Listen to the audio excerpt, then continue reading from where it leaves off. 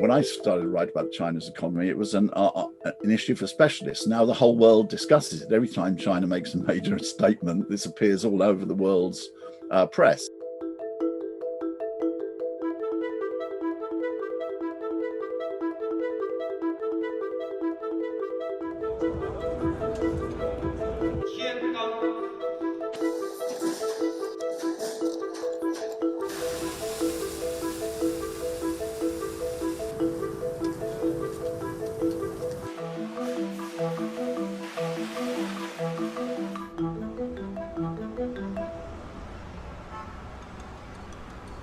The last 20 years have seen a dramatic transformation in China's economy because 20 years ago, China was not a very big part of the world economy.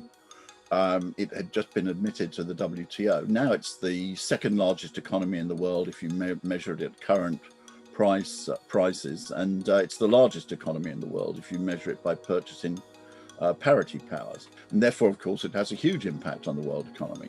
If you take the projections of the IMF, in 2020 and 2021, China will account for an astonishing 60% of world economic growth.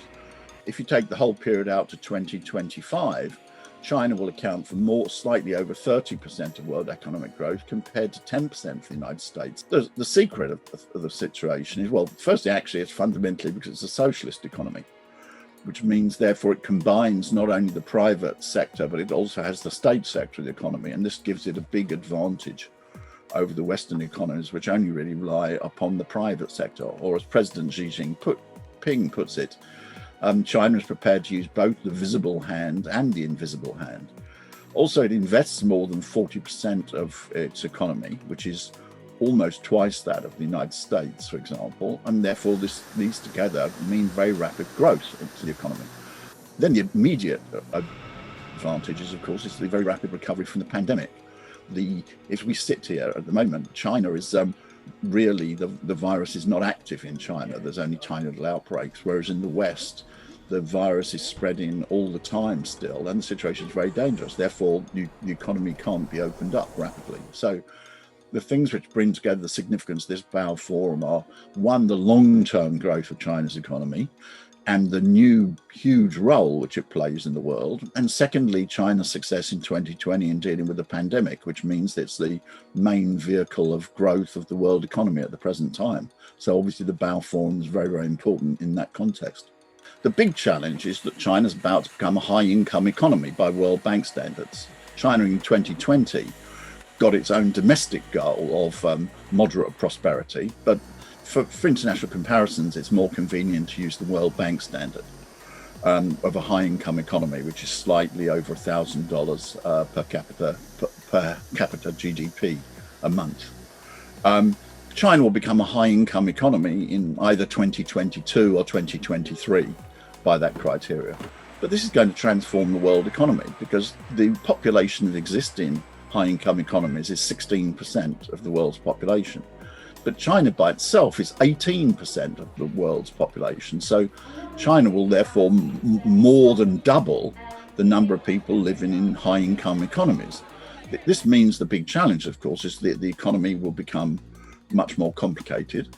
When the economy is developing, people are really only concerned with to have enough to eat in the most extreme cases, have decent housing, to have some leisure time. But once you get to a high-income economy, the proportion of the economy which is spent on food or even on housing will fall, and people have much more complicated needs, cultural needs, needs for travel. I mean, China's become the biggest tourist economy in the whole world in terms of the number of tourists going out. Education, culture, advanced healthcare. So the whole economy will become much more complicated, and that's the fundamental challenge in this situation. Then on top of that, we're entering into a very critical period for climate change. President Xi Jinping's announcements of China's targets for climate change made last year were very, very widely publicized internationally. But there's now a new period of discussion about international climate change. Fortunately, the Biden administration is much more sensible than was the Trump administration. So it's returning to the Paris climate change accords. This is bound to lead to a discussion between China and the United States as the world's two biggest economies on what to do about this. This is a very serious problem because the question of climate change has got to be solved in the next 5 years. We can't wait, 10 or 20 years. So that's another new element in the situation.